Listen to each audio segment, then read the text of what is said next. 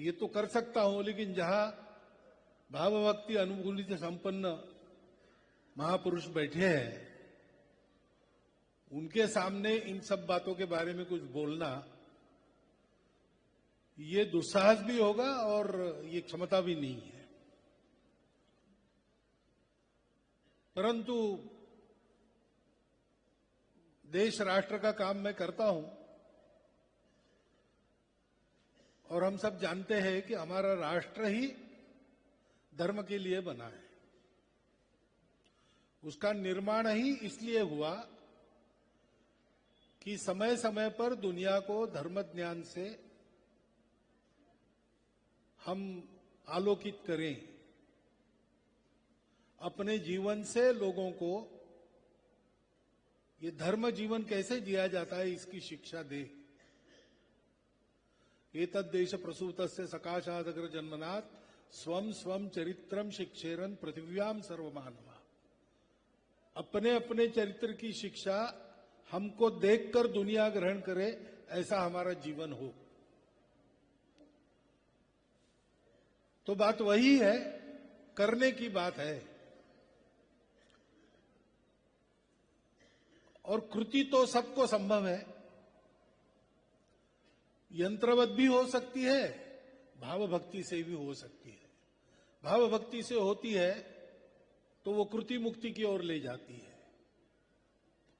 यंत्रवत होती है तो भी नुकसान नहीं है, क्योंकि एक नियम में चलते हैं तो सदा उस कृति की उन्नति ये संभव होती है। रास्ता भटकता नहीं है आदमी, इसलिए वो कृति करने की बात है। दीदी मां ने कहा थोड़ा थोड़ा कुछ करें। ये हमारा पंच परिवर्तन का जो कार्यक्रम हम आजकल बता रहे हैं, वो थोड़ा थोड़ा कुछ करने वाला ही कार्यक्रम है। हम जानते हैं, सभी संतों ने उल्लेख किया है, देश की आवश्यकता है, भेदभाव मुक्त भारत चाहिए। हिंदू समाज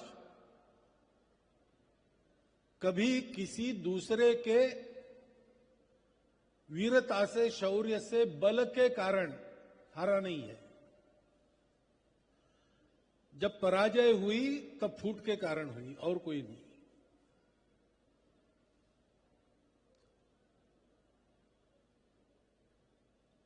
और इसलिए किसी प्रकार का भेदभाव न रहे। तो करना क्या है? तो आचरण से शुरू करना है। तो अपनी दोस्ती जोड़ना है। हम जहां रहते, जितना संचार करते,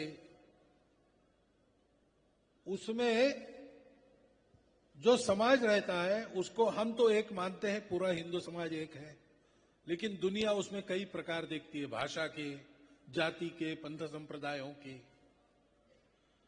तो दुनिया जितने प्रकार हिंदुओं के मानती है, उतने प्रकार के हिंदुओं में मेरे अपने मित्र होने चाहिए, मेरे अपने कुटुंब के मित्र कुटुंब होने चाहिए। आना जाना, उठना बैठना, खाना पीना साथ में, सुख दुख में भाग दौड़ आदि जो व्यवहार मित्रों का आपस में होता है, मेरा उन सबके साथ होना चाहिए। कार्यक्रम करेंगे, भाषण सुनेंगे, भाषण देंगे, ये तो होते रहेगा। पर्व त्योहार एकत्र मिलकर करेंगे, महापुरुषों की जयंती पुण्यतिथि मिलकर के, ये तो होता रहेगा। लेकिन पूरे जीवन में अगर ये आना है तो हमको जोड़ना पड़ेगा मित्रों। ये जोड़ने का संदेश हमको मिला है। भगवान रामानुजाचार्य जी ने यही संदेश दिया। जब उनको कहा गया कि ये जो मंत्र दे रहे हैं आपको, वो मंत्र सबके लिए नहीं है, अधिकार संपन्न लोगों को ही देना है, क्योंकि मंत्र इतना मुक्तिदायक है कि जो इस मंत्र को सुनेगा वो मुक्त हो जाएगा। तो वो आकर महाद्वार के ऊपर चढ़ गए और वहां से जोर जोर से चिल्लाकर उन्होंने सबको बताया, भीड़ को बताया कि ये मंत्र है, इस मंत्र को सुनो। जब उनको कहा गया कि ये तो आपने गुरु की आज्ञा का भंग किया और ये पाप हो गया, आप नरक के भागी बनेंगे। उन्होंने कहा ठीक है, मैं अकेला जाऊंगा नरक में, लेकिन ये तारक महामंत्र है, ये सुनेंगे तो इतने सारे जीवों का कल्याण होगा, वो सब मेरे अपने हैं, तो मैं अकेला जाऊंगा नरक में, उनको तो मुक्ति मिलेगी। ये भाव है। भक्ति का संदेश, समरसता का संदेश रामानुजाचार्य जी ने स्वयं के जीवन से दिया है कि अपने स्वार्थ की हानि करके भी अपनों के स्वार्थ की हानि नहीं होने देना, क्योंकि सब अपने हैं।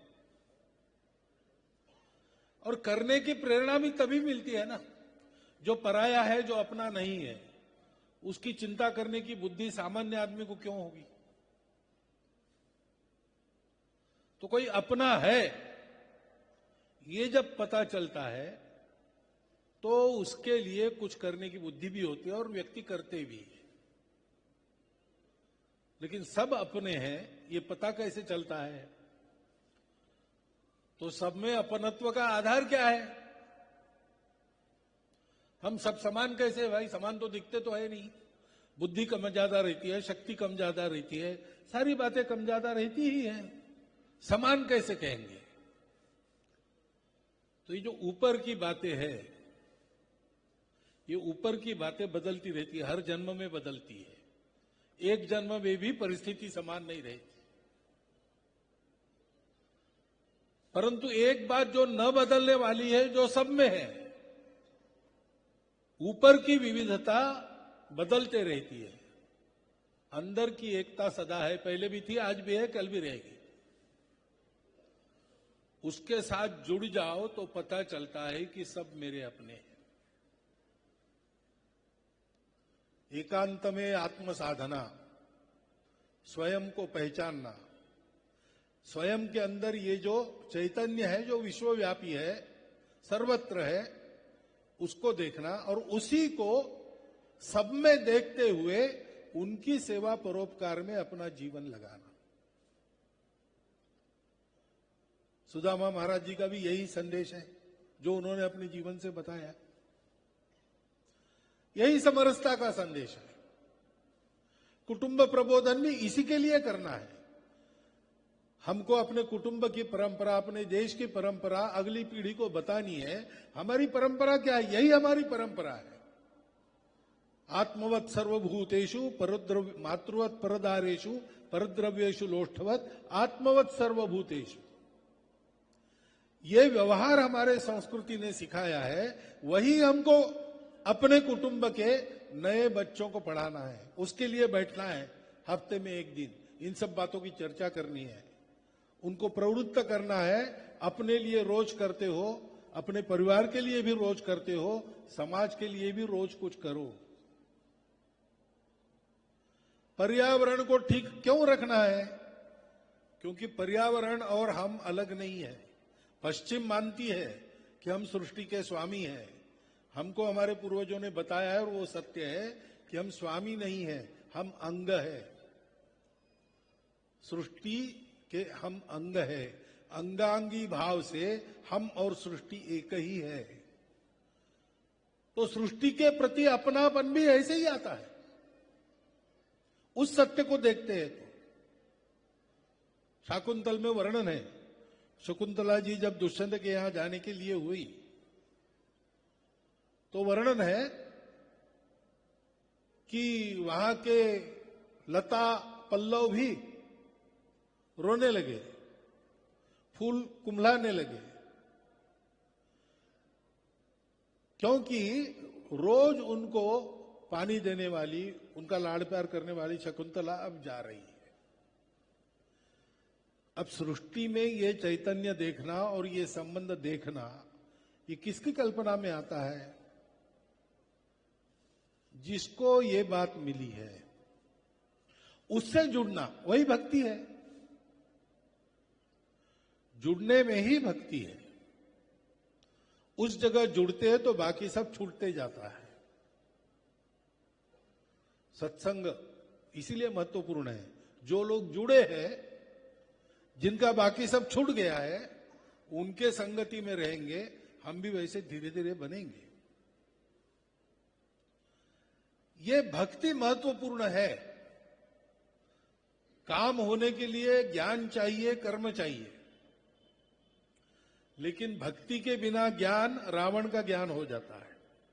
रावण कोई कम ज्ञानी नहीं था।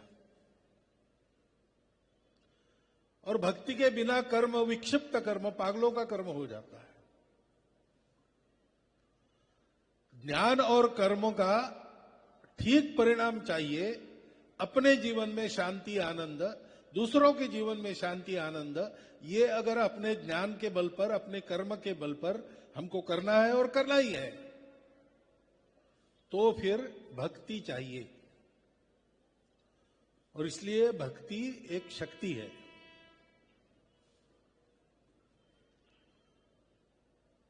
शक्ति में भक्ति नहीं है तो शक्ति दुर्बलों को प्रताड़ित करती है। जिनको सताया जाता है उनको और सताती है। जिसे कहते हैं विद्या विवादाय धनम मदाय शक्ति परेशान परपीडनाय। विद्या मिली तो विवाद के लिए उपयोग किया, धन मिला तो मदान्ध हो गए, और शक्ति है तो सताते हैं सारी दुनिया को। महाशक्ति बनते हैं, सारी दुनिया को सताते हैं। भारत के सामने ये कभी नहीं था। इस शक्ति का आदर्श हमारे सामने नहीं है। हमारे सामने वो शक्ति है जिसमें अमरत्व की शक्ति है, क्योंकि वो भक्ति से निकली। प्रहलाद के ऊपर कितनी परिस्थितियां आई। आज हमारे यहां भी परिस्थितियों की चर्चा हम करते हैं। परिस्थिति को देखते तो डर ही लगता है कि बात बिल्कुल सही है, लेकिन हम जानते हैं भाई परिस्थिति आती है और जाती है। ऐसी परिस्थिति पहली बार थोड़ी आई है। हमने सुल्तानों बादशाहों के नीचे 500 साल तक जीवन जिया, तब भी था। हमारा कुछ बुरा होना रहता तो उसी समय हो जाता, लेकिन उसमें से हम बाहर आए और फिर से एक हिंदुओं का देश इस नाते आगे बढ़ रहे हैं। ये शक्ति कहां से आई? आसमानी सुल्तानी दोनों प्रकार के अत्याचारों में से हम जा रहे थे। नरमुंड तोले जा रहे थे मनों से, यज्ञोपवीत के को भी तोला जाता था। ऐसे अत्याचारों में हमने अपने धर्म को बचा कर रखा, अपना बलिदान देकर भी। और फिर से आज उस सनातन धर्म का डंका सारी दुनिया में हमारे संतों के द्वारा प्रसारित हो रहा है। ये शक्ति कहां से आई? भक्ति से आई। प्रहलाद जी ने भी सारे अत्याचार उसी के बल पर सहन किए ना, क्योंकि वो शक्ति थी जो मिट नहीं सकती थी। और वो शक्ति अपना काम करती है, समय पर करती है। लोगों को भक्ति द्वारा उसके लिए तैयार रहना पड़ता है। वानरवीर तैयार है तो राम जरूर आएंगे। पांडव अगर अपने शस्त्र उतारकर रथ में युद्ध के लिए बैठे हैं तो सारथी जरूर मिलेंगे। हमारी तैयारी की कमियों के कारण बातें रुकती है। एक बार हमारी तैयारी हो गई कि धर्म संस्थापनार्थ आए, उनको आना ही है। वो तैयारी भक्ति से होती है। हम संघ का काम करते यानी क्या करते हैं? उसी भक्ति को, भक्ति का आलंबन राष्ट्र बनाकर उत्पन्न करते। भक्ति तो एक ही है, वो दो नहीं होती। आराध्य का स्वरूप क्या है वो अलग अलग होता है, लेकिन रूप के पीछे जो सत्य है उसी की भक्ति होती है। ये यथा माम प्रपद्यन्ते, ऐसा भगवान ने कहा है। और इसलिए उस भक्ति को जगाना, प्रेम भक्ति के बिना नहीं नाथ के मन भावेगा,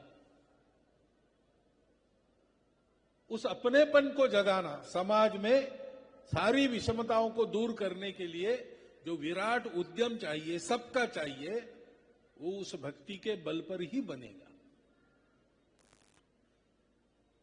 और इसलिए ऐसे भक्तिधाम जहां जहां है वहां बुलाते हैं